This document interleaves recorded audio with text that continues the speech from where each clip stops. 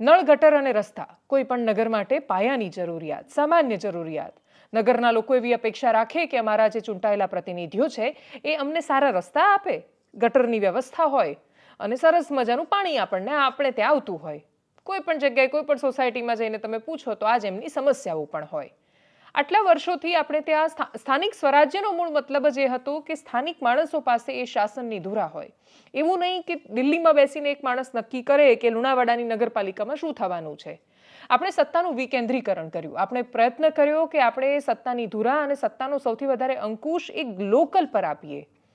પણ આપણે બહુ જ સરળતાથી પ્રધાનમંત્રી કે મુખ્યમંત્રીની ટીકા કરીએ છીએ. નગરપાલિકાઓ તો ચર્ચાનો એ વિષય નથી હોતી. હકીકત એ છે કે ગામની પંચાયત અને નગરપાલિકાઓમાં જેટલી હદે કરપ્શન થાય છે અને જે રીતે આંખો સામેના મુદ્દાને નેગ્લેક્ટ કરવામાં આવે છે એટલે આ પ્રશ્નો વધારે આવે છે. એમણે અવગણવાના હોતા જ નથી એ મુદ્દાઓને. એ તો બન્યા જ નળ ગટર રસ્તા માટે છે, છતાંય અવગણવામાં આવે છે. નાનામાં નાની વાતથી લઈને મોટામાં મોટી યોજના સુધી કરપ્શનની પેટર્ન સેટ થઈ. પેટર્ન સેટ થવી જોઈતી હતી સત્તાની, આપણે પેટર્ન સેટ કરી રહ્યા છીએ કરપ્શનની. આ બધા પ્રશ્નોની સાથે સ્થાનિક સ્વરાજ્યની ચૂંટણી 27મી જાન્યુઆરીએ એનું જાહેરનામું પ્રસિદ્ધ થશે. 1 ફેબ્રુઆરીએ ઉમેદવારી પત્ર ભરાશે. 3 ફેબ્રુઆરીએ ફોર્મની ચકાસણી થશે. 4 ફેબ્રુઆરી સુધીમાં નામ ફાઇનલ થઈ જશે કે કોણ લડવાનું છે તમારા વોર્ડમાં ચૂંટણી. 16મી તારીખે વોટિંગ થશે. 18મી તારીખે પરિણામ આવશે. આ પરિણામો પણ એટલે મહત્વના છે. 2015માં જ્યારે સ્થાનિક સ્વરાજ્યની ચૂંટણીઓ થઈ હતી ત્યારે કોંગ્રેસે માહોલ પલટી દીધો હતો. 2015માં ચારેય બાજુથી ભારતીય જનતા પાર્ટીને જે હારનો સામનો કરવો પડ્યો એ એમના માટે ખૂબ મોટી શીખ હતી. એનું પરિણામ એ આવ્યું 2017માં પણ એનો પડઘો ઝીલાયો અને ભારતીય જનતા પાર્ટી માંડ માંડ સત્તામાં આવી શકી. 17થી લઈને 22 સુધીમાં બધું જ બદલાઈ ગયું. એના પછી થયેલી સ્થાનિક સ્વરાજ્યની ચૂંટણીમાં ભારતીય જનતા પાર્ટીનો પરચમ ફરી એકવાર લહેરાયો અને એટલી હદે લહેરાયો કે નાનામાં નાના વોર્ડના કાર્યકરો અને પ્રમુખો હોય એ પણ ભારતીય જનતા પાર્ટીમાં આવી ગયા. એટલે એવું બની શકે કે તમારી પોતાની નગરપાલિકામાં આજુબાજુ નજર કરજો, તમારા વોર્ડના પ્રમુખ પર નજર કરજો, તમારા મેયર પર નજર કરજો અને સંભવતઃ 50% માણસો તો એવા હશે કે જે આજથી 5 કે 10 વર્ષ પહેલા કોંગ્રેસમાં હશે અને હવે એ ભારતીય જનતા પાર્ટીમાં જોડાયા છે. ખાલી ભારતીય જનતા પાર્ટીમાં એ માણસો જોડાયા નથી, ભાજપે એમને સત્તાનો સ્વાદ પણ ચખાડ્યો છે અને એ સ્વાદ હવે એમને એટલો બધો જીભે વળગી ગયો છે કે એના પછી હવે ભારતીય જનતા પાર્ટી પોતાના એ પાયાના પથ્થર અથવા જે કાર્યકર્તા છે એ લોકોને ન્યાય આપી શકશે કે કેમ એ પ્રશ્ન છે. આ પ્રશ્ન એની ગડમથલ એની આજુબાજુ ચૂંટણી થવાની છે. આ ચૂંટણીમાં પણ નળ ગટર કે રસ્તાની સમસ્યા કે એની વાતો પર લોકો વોટ આપે એ બહુ જ અપેક્ષિત નથી. આમ તો એવી અપેક્ષા હોવી જોઈએ કે એના પર જ થાય, પરંતુ રાજકીય વાતાવરણ તો એવું જ કહી રહ્યું છે. જૂનાગઢ મહાનગરપાલિકાની ચૂંટણી થવાની છે, 66 નગરપાલિકાની ચૂંટણી થવાની છે, જિલ્લા પંચાયત વગેરે જગ્યાએ પેટા ચૂંટણીઓ પણ થવાની છે. આના પર પ્રતિક્રિયાઓ સામે આવી છે. એકદમ સંક્ષિપ્તમાં ચૂંટણી પંચને સાંભળીએ. વિપક્ષના નેતા, પક્ષના નેતાઓ કેવી રીતે જોઈ રહ્યા છે સ્થાનિક સ્વરાજ્યની ચૂંટણીઓને, કરીએ એના પર નજર. જાહેરનામાનું પ્રસિદ્ધિકરણ તારીખ 27/1/25. ઉમેદવારી પત્ર ભરવા માટે છેલ્લી તારીખ 1/2/2025. ઉમેદવારી પત્રોની ચકાસણી 3/2/25. ઓકે. ઉમેદવારી પત્ર પાછી ખેંચી લેવા માટેની છેલ્લી તારીખ 4/2/2025.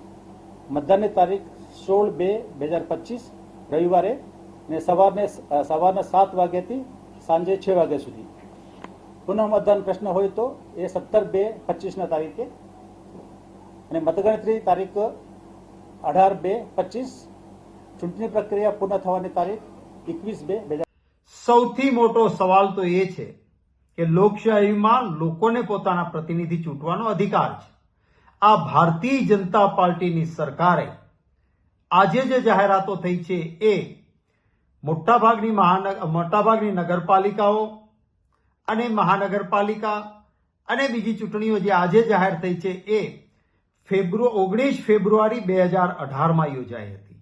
એટલે કે એમની મુદત ફેબ્રુઆરી 2023માં પૂરી થઈ ગઈ. 2 વર્ષ સુધી ચૂંટણીઓ ન યોજી, વહીવટદારો મૂક્યા. શેના માટે વહીવટદારો મૂક્યા હતા? વહીવટ કરી, ભ્રષ્ટાચાર કરી અને ભાજપને ફાયદો કરાવવા માટે. આ કોઈ સંજોગોમાં ન ચાલે.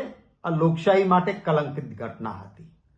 અમે અમારી તૈયારીઓ આ નગરપાલિકાઓની, મહાનગરપાલિકાની, તાલુકા પંચાયત, જિલ્લા પંચાયતની કરી છે.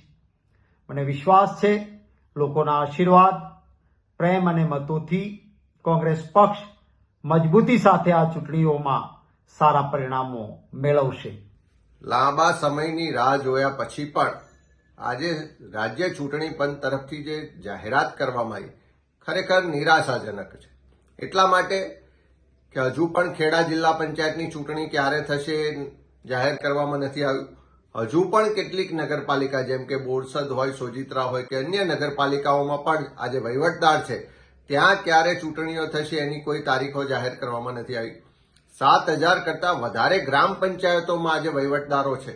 એ ગામના લોકોને ક્યારે વહીવટદારોના શાસનમાંથી મુક્તિ મળશે એની કોઈ તારીખો આજે જાહેર કરવામાં નથી આવી.